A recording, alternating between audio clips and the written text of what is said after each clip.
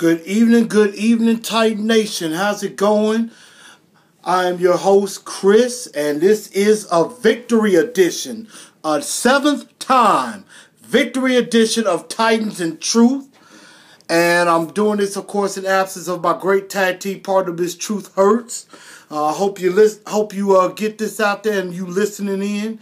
And I miss you on the show. Mika's Moment has always been very popular, but definitely can't wait to get you back on the show real soon.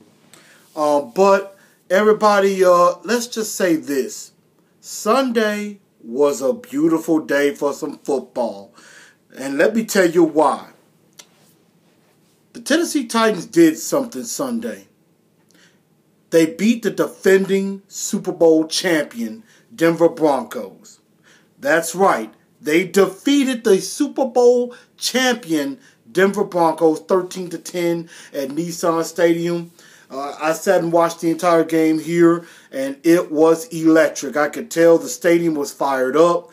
It was a big crowd in attendance, and it was a fun game to watch. Had me a little nervous at the end, but the Titans pulled it out and did very well in a lot of areas. Now, there were some places where it wasn't good, but for the most part, hey, we won the game, and they did a great job and dug in. So that put us at 7-6 on the year. On the sixth try to get over 500, they finally did it. So 7-6, well in the playoff race, and when I'll get to that a little bit later, and really get into what our possibilities are as far as the playoffs. But let's get into what happened in this game. And these were some notes that I took as I observed this game going on. Number one was the running game. The Titans did exactly what they had to do to win this game. They fought and survived. And one way they did that, they ran the ball extremely well to the tune of 42 carries and 180 yards and a touchdown between DeMarco Murray, and Derrick Henry made a showing with 12 carries. So he definitely got the ball and toted the rock some, but was a very good day running on the ground for the number 3 rushing attack in the league. And they really did attack this defense that was ranked 28th against the run. So they really went after them, and that helped neutralize the pass rush. And so shout out to the offensive line. They really did very well keeping these pass rushes of Von Miller and DeMarcus Ware at bay. And they only gave up, it was only 2 sacks surrendered.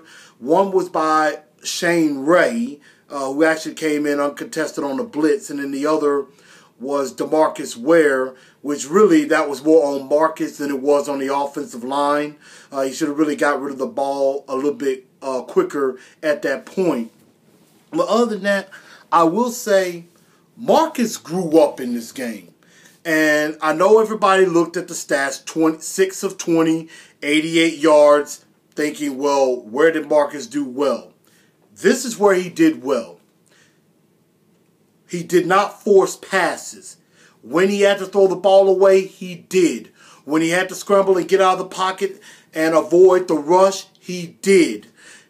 He hit on a couple of nice passes. He hit a pass to Delaney Walker up the sideline when he was going right to left. He did another pass in the fourth quarter to Rashard Matthews that was really nice. And so he had a few good passes. It may have not been many, but there were some good ones from Marcus. And all in all, despite the stat line, Marcus had a very good game. He only suffered those sacks. And remember the key point: no turnovers, no fumbles, no interception. Well, there were some fumbles, but it was on the other side. So, and that's another thing that is what we're coming to, is that everybody really played well. And there was a point in the game, there was a drive after we scored. There was another drive which resulted in a field goal. It was about a 19-play drive. I believe it was a 19-play, maybe 94-yard drive that happened. And it took up over 8 minutes of the game, which I thought was a masterful drive by the Titans offense. It was incredible. Probably one of the best drives I've seen in the last 5 years by this offense. Moved the ball, very manipulative, very methodical in the way they marched down the field on this particular drive. True, it could have ended up in a touchdown, but there was an issue of an offensive pass interference call on Delanie Walker on a pick play, which would have gotten Rashard Matthews open for a first down. Or would have got Rashard Matthews a first down, and then there was another play later that Delanie Walker had that exact same penalty that cost, it was a holding penalty rather, that cost a touchdown in the game. So that was not good by Delanie Walker. But all in all, the offense did a very good job and really dominated time of possession. At one point, they had more than double the time of possession of the Denver Broncos, but they ended up having the ball for well over 32 minutes to Denver only having it for about 27 minutes. So they won time of possession. The only thing that I found that was one thing I was upset about was the play calling by Terry Robisky, especially on 3rd and short. A lot of times he was passing the ball. He called for passes on 3rd and 2, 3rd and 1, 3rd and 3.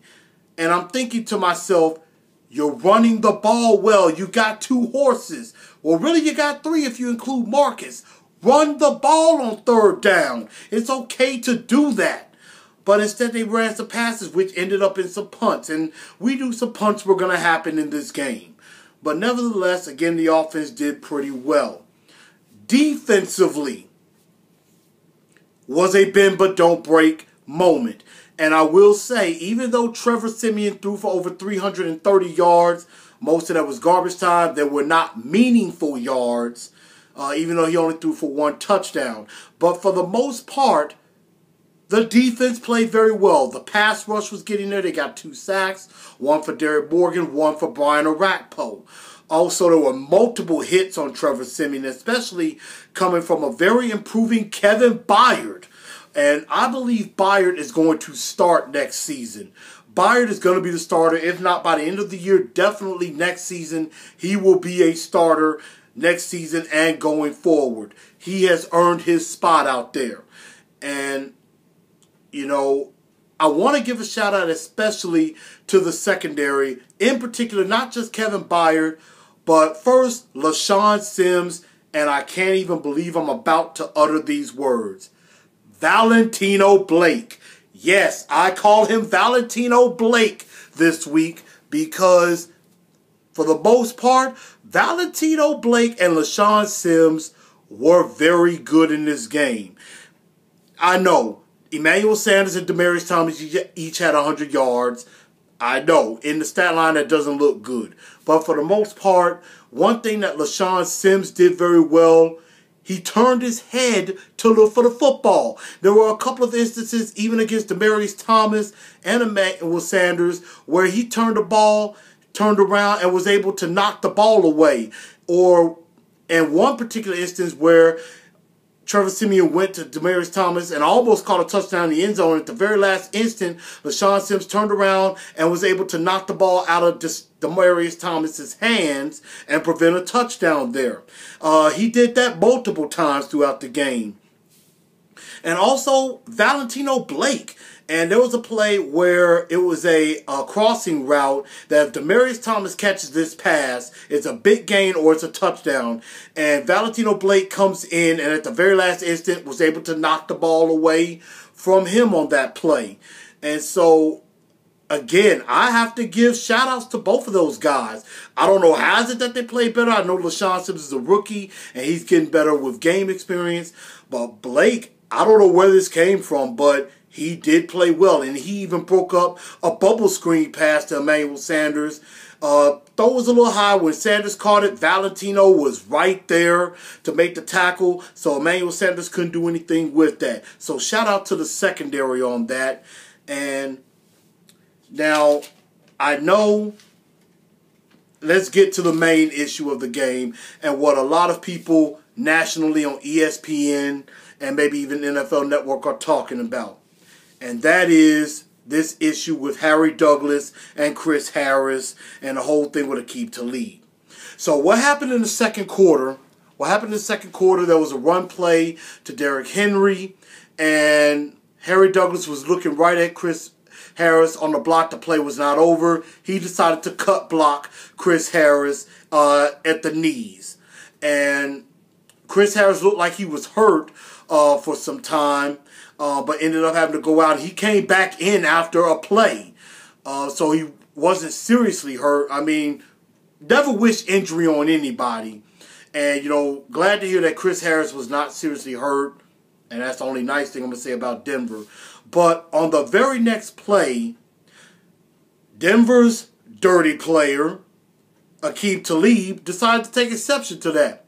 So as the play was going on to DeMarco Murray for a run, Aqib Talib just decides to take Harry Douglas to the ground, out of bounds, and just start a fight. And it was on the Titan sideline. The Titan players came over to try to break it up.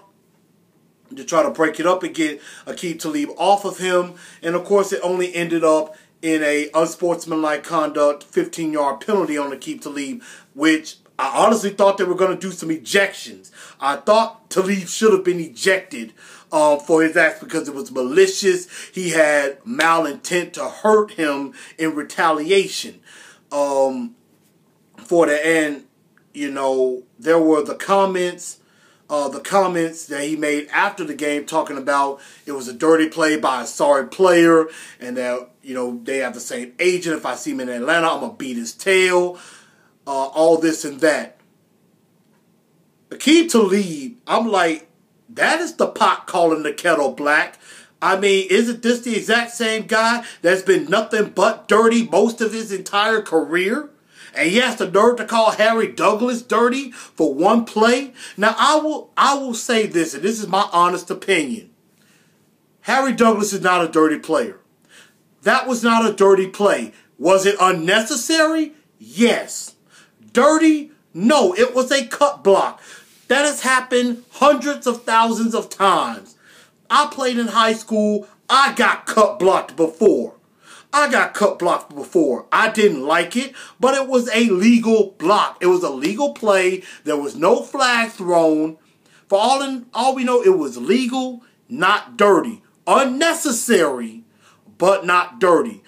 But Aqib Talib calling Harry Douglas dirty, I mean, come on, Aqib. You've been way more dirty than Harry Douglas has ever been.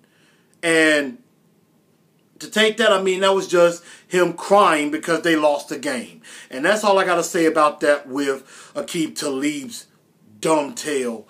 Can't even believe I'm even uttering those words. But enough about that. In the end, let's get back to the positive. And that the Titans got a big win.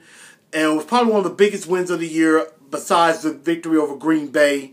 We're in very good position for the playoffs. And that is something I'm going to get to towards the end of the show and what we're looking at for the playoffs as far as getting ready for Kansas City. And so, with that being said, it is time to name our star, two-tone blue star of the week. And I got quite a few nominations. There were definitely a few worthy nominations. Number one would be, in my honest opinion, Rashad Johnson and Avery Williamson, and really to a bigger extent, the entire defense. Also, of course, LaShawn Sims included in that. Another was, for the play that they had, another was Trey McBride. And let me tell you why Trey McBride is, I feel was nominated for Star of the Week. There was a particular play in the fourth quarter where the Titans had to punt the ball. The Titans had to punt the ball with around 2 minutes to go. And they punted the ball. Brett Kern had a very nice punt. And Trey McBride was able to down it at the 2-yard line. And it wasn't just that he downed it at the 2-yard line. It was how he did it. Trey McBride was able to get down the field, get down there, kept the ball in bounds, and even had the mental wherewithal, the mental intelligence to make sure that his body did not roll into the end zone, or his body did not touch the goal line, so it would have been ruled a touchback. He had the ball and rolled, and he was able to hold his legs up in the air and kept his legs from going into the end zone over the goal line. That was one of the smartest plays that I've seen in special teams ever. That was one of the biggest plays of the game, because instead of it being the ball placed at the 20-yard line and Denver having to go 80 yards, they had to go from the 2-yard line and go 98 yards. That made a big difference in the game. Shifted field position, and of course ended up where the big play of Williamson and Rashard Johnson jarring the ball loose from, I believe the receiver's name was Derby, and ended up winning the game for the Titans on that. So Trey McBride ended up helping us win the game with one of the big plays in that game. And also, last but not least, Taylor Lewan. Here's why Taylor Lewan is a nominee. Not just because, and it really didn't have anything to do with the fact that he did an excellent job on Von Miller all game, because there was one play in particular where Marcus was rolling out. He was scrambling, and it looked like Von Miller was going to get him. He even kind of stutter-stepped and held up so that Lewan could get there to block him, and ended up getting a good play out of it, and ended up getting a first down because of that. So Taylor Lewan did an excellent job blocking all day on Von Miller and DeMarcus Ware. But the key play was when the brawl happened between Harry Douglas and Aqib Talib.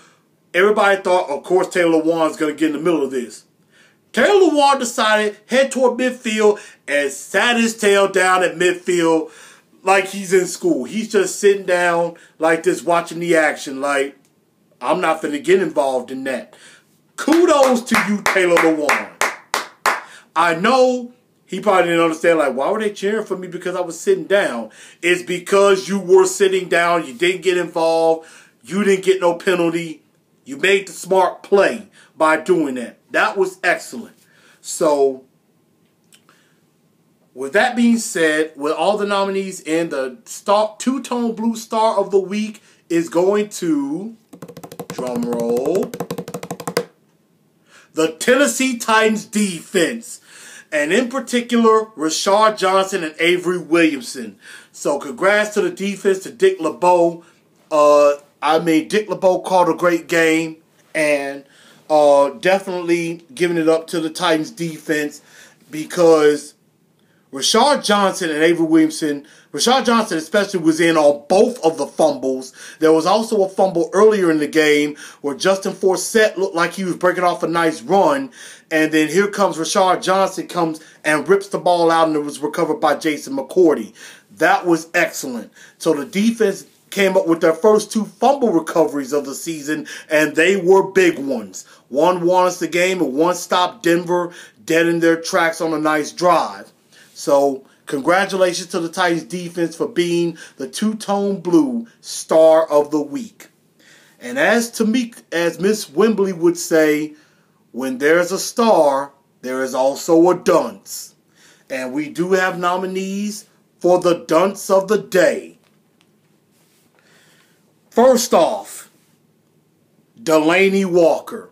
I know he's been a great player for us all year, but those 2 penalties on those pick plays were pretty massive penalties. One penalty took us out of scoring range, and we ended up having to punt the football. The other cost us a touchdown. Cost us a touchdown that would have been big to Rashard Matthews. That would have been big. That's how he got that open because of that, and ended up coming back, and we had to kick a field goal out of that situation. So Delanie Walker. Second nominee, Terry Robiskie. And the reason why I put Terry Robiskie on is because, number one, not only did I mention earlier about how he called pass plays on 3rd and short when you could have just ran the ball and Derrick Henry or DeMarco Murray could have got you those first downs, it was just the offense sputtered as a whole in the second half. We're up 13-0 going into the locker room. We're up 13-0, and all of a sudden, it's like the offense couldn't do much. I mean, ran the ball still, but offense kind of just got conservative. It's like Terry Robisky was like, we're just going to do enough, hold on to the lead, defense can win it for us. I just think that we could have been a little bit more aggressive and really could have put this game out of reach. And if we scored another touchdown, go up like 20-0, there's no way Denver would have came back from that and they would have mailed it in. So Terry Robisky. Also, my last nominee, Aqib Talib. Wanting to call somebody dirty when he himself has been dirty his entire career. And, and then the comments afterwards, I mean, I understand you taking up for a teammate. I understand when you're thinking, what happened to my teammate wasn't fair. I understand that. But still, saying those comments out there, you really made yourself look stupid at the same time. So, Aqib Talib is a nominee for that. And the dunce of the day goes to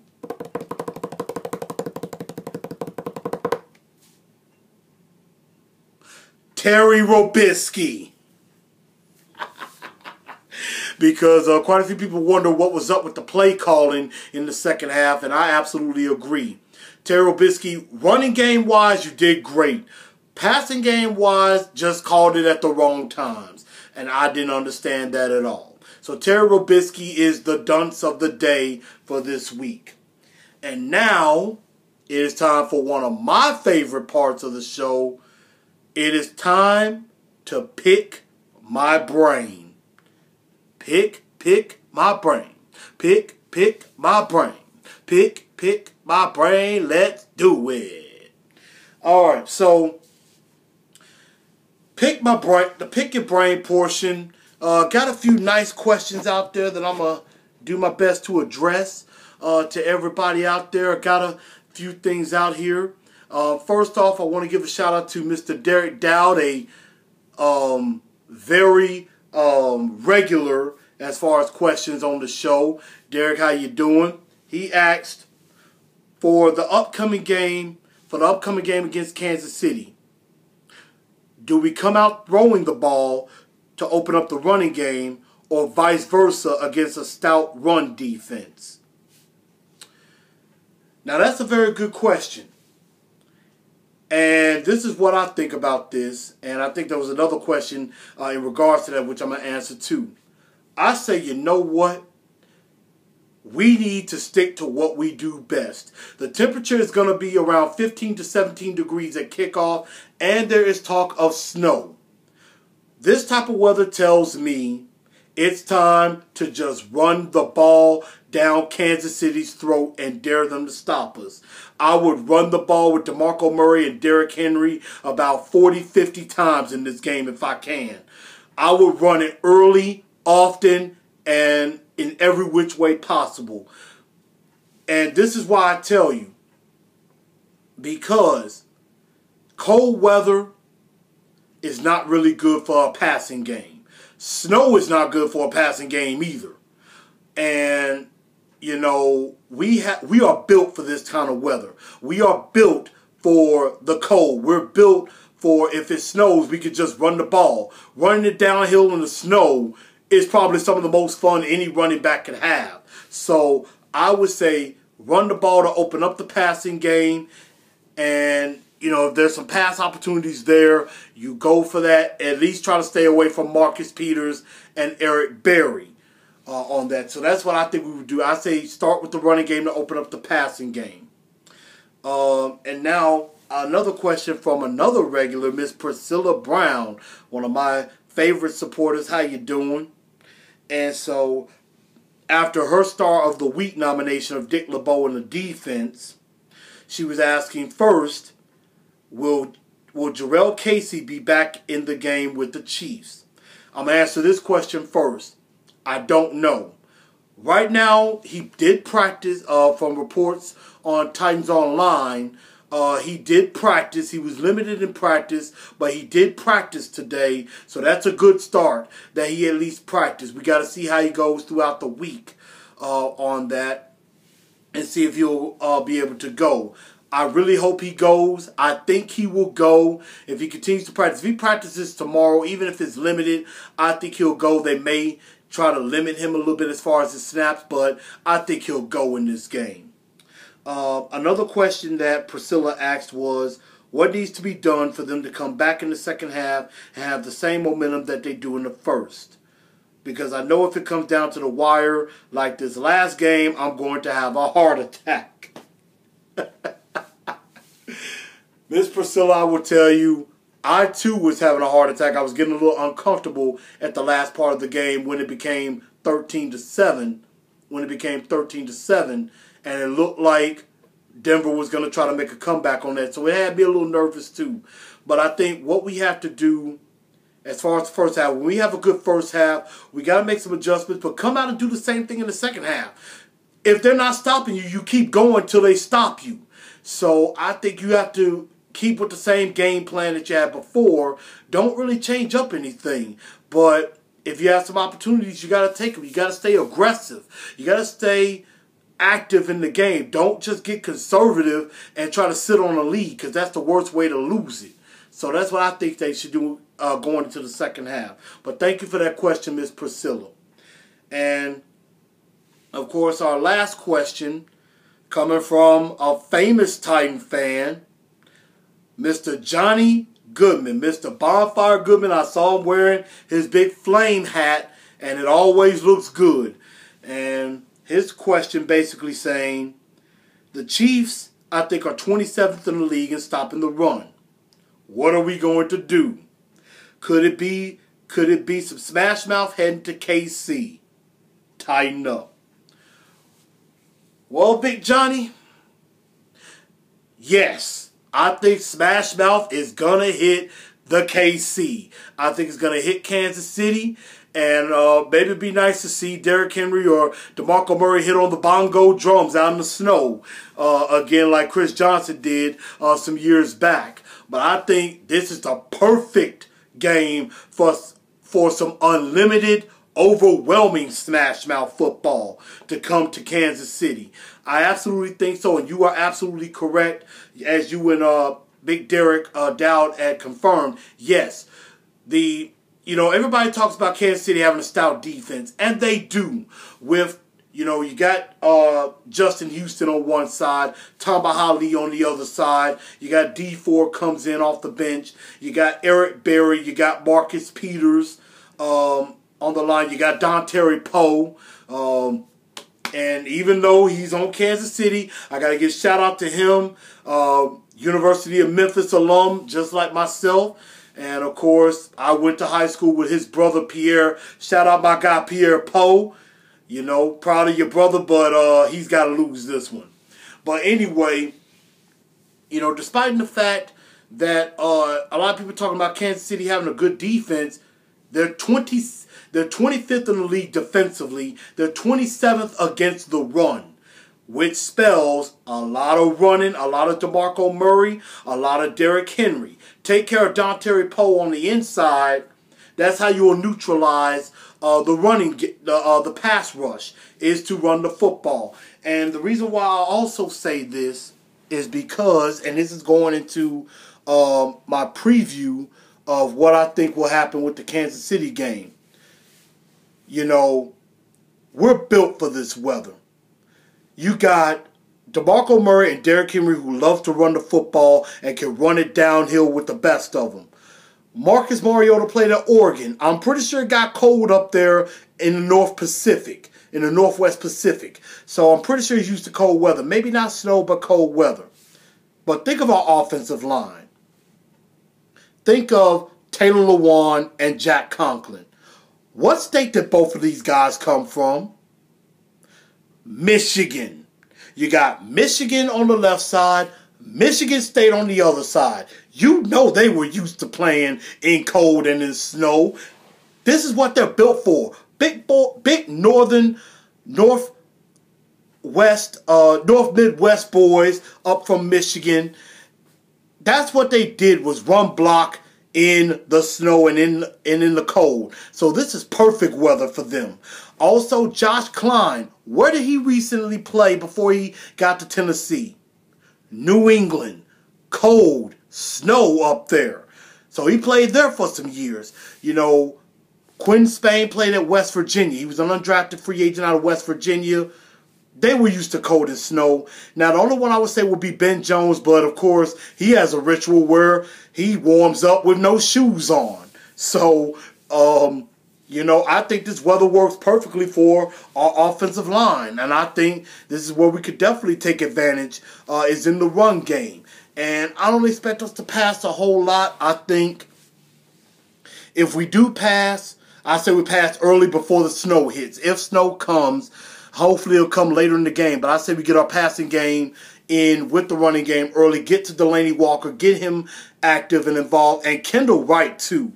Even though Kendall Wright should be a dunce of the day. And I forgot to mention that with him being late to meetings. Being late to a meeting. And he ended up being a healthy scratch. But that was being held accountable. When you mess up, you got to pay the price. And that was him getting sat out. So I applaud Mike Mularkey for that. And going into this preview with Kansas City, before we wrap everything up, this is going to be a tough game. Kansas City trying to fight for the #1 seed.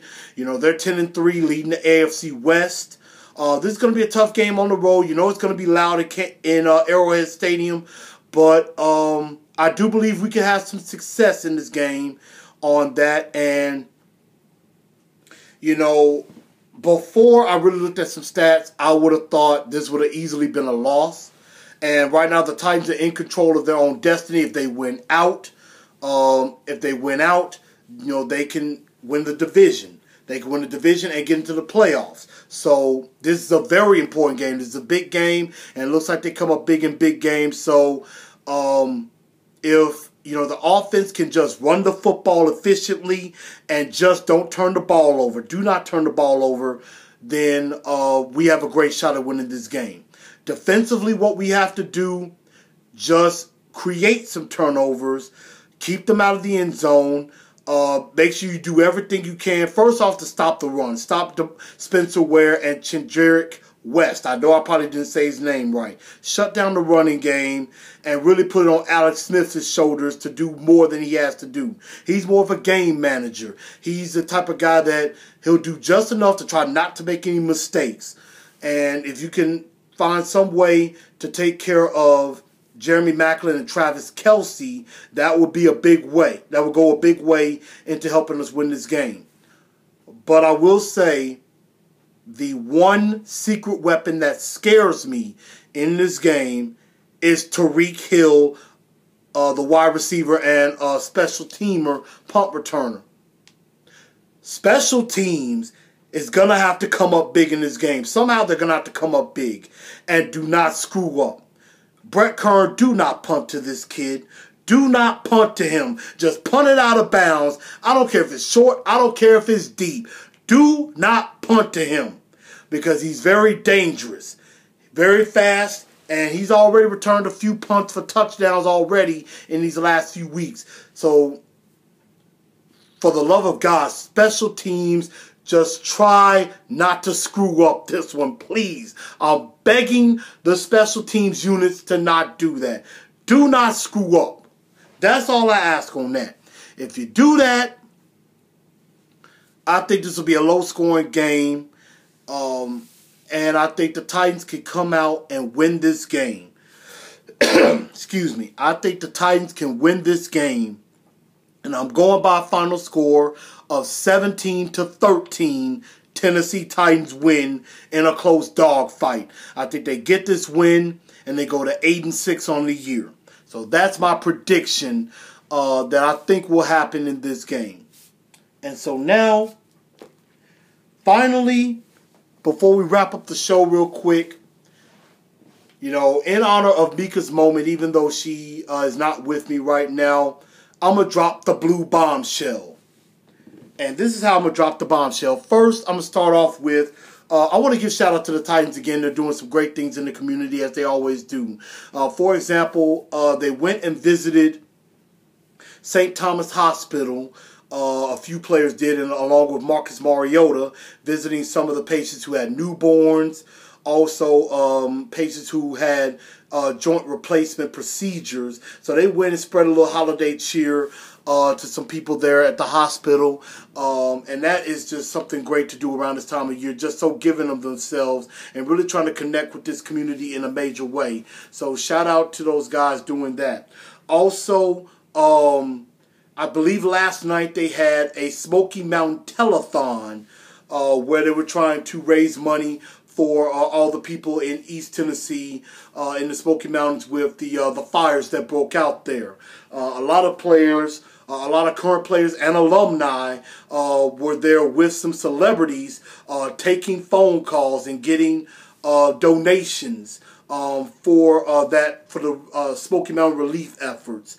And that is just major. And I don't know what the figures were, but they did a really good job. I saw some pictures with Avery Williamson, Jarrell was out there. Also, you saw Blaine Bishop, Chris Hope, Brad Hopkins, Mike Keith. The voice of the Titans was on the phone taking some calls. Amy Wells, one of their reporters, was there. So that is a major, huge deal that they were able to do some stuff like that for the community to help them out. So that was really major. And I was glad the Titans were able to get to wear their cleats to supporting their charities. This is a week which was last week while we were on our bye, teams could wear their special cleats and showing awareness to specific charities. And of course, there was an issue where the Titans might not even been able to wear their cleats, even though they were off and didn't get a chance to participate. The NFL, of course, decided to let them do so. A few that were out, I believe there was attention to sickle cell anemia with Jason McCourty. Of course, he's been a big thing he's done big on that. Also, Mothers Against Drunk Driving. That was something Delaney Walker did. I believe some other players did some big things with that. Avery Williamson wore some very special cleats, as I knew he would do. So basically, big ups to some of the things that they're doing in the community, and also with some of their charities that they're doing. But last but not least, before I get out of here, let's talk about playoffs. Playoffs? Playoffs? Yes. Yes, Coach Mora. We can finally talk about playoffs because we're actually in the thick of the race. Right now, we're 7-6. We're on the outside looking in, but at the same time, we're controlling our own destiny right now. And let me tell you why. We got 3 games to go. Kansas City. We're at Kansas City, at Jacksonville, and then Week 17 against the Houston Texans at home. We have a couple of scenarios. We win our next 2 games against Kansas City. We won our next 2 games against Kansas City and Jacksonville. We very well could be playing on Sunday Night Football on NBC, possibly playing against the Houston Texans, winner-take-all AFC South Division title. And, of course, if the Titans win this game and the Jacksonville game, they could be going in, beat the Texans, going to the playoffs at 10-6. And that would be monumental if they were able to do that. Now, on the other hand, if they lose this game to Kansas City, and then, of course, they still beat Jacksonville and Houston, they will have to hope that Houston loses either to Jacksonville or Cincinnati, and they'll end up finishing 8-8 if we beat them. And of course, we finish 9-7, still win the division, and get into the playoffs. So it's very important with that, because if it comes down to that, you know, the Texans have the tiebreaker with a better record in the division, and we would basically need to beat them, and they need to lose a game to either the Jags or the Bengals. And I'm really thinking that they could lose to the Bengals because A.J. Green is coming back for the Bengals, so he may be available for that game. And I think Cincinnati can go down there and beat them, and that would help us tremendously. But we are in the playoff race. We may even have a shot at a wild card. That's an outside shot. But right now, let's focus on winning the division on that. And we have a very good shot at doing so. And I hope a lot of you went out and voted for the Pro Bowl. I did. I voted about 10 or 15 times. I'm saying right now DeMarco Murray's the only one in the top 5 in any of the positions. But I really hope DeMarco Murray, Marcus Mariota, Taylor Lewan, Brian Orakpo get in. I think all of those players deserve to get into the Pro Bowl because they've had very good seasons. And we're coming up. People are talking about us now. nationally. So we keep this up. Next year could be big for us with a great draft and a good offseason. And did I mention we could be going to the playoffs at 10-6 or 9-7, division champs, and still pick in the top 5 of the draft. Thank you, Los Angeles Rams. And they also fired Jeff Fisher. They fired Jeff Fisher on Monday, even though they had signed him to a 2-year extension earlier in the year. So that's a dumpster fire out there in L.A. I hope they continue to lose. That'll make us look good. We can climb into the top 5, maybe the top 3. But I will say that was a great show. I want to let you know you can always hit me up at Chris A. Newell on Facebook. You can also hit Miss Truth Hurts at Miss Truth Hurts Wembley. Also, check us out on YouTube. Subscribe to the page. We're going to have a drawing for a gift or two coming up very soon. We'll try to get some details on that. So definitely subscribe, like the page, leave us some comments, questions, anything for this game. And you can hit us up. I'm also on Instagram at Blue_Enforcer EN number 4 CER 1914. Hit me up there. And like I said, comments, questions, anything, just hit us up. Let us know what you think. We want to hear from you, Titan Nation, because we're going to only get there together and be able to make this push to the playoffs. So on behalf of Miss Truth Hurts, I am your man Chris, a.k.a. Blue Enforcer. I'm out. Good night, Titan Nation. Tighten up. Tighten up. Let's get this win against KC.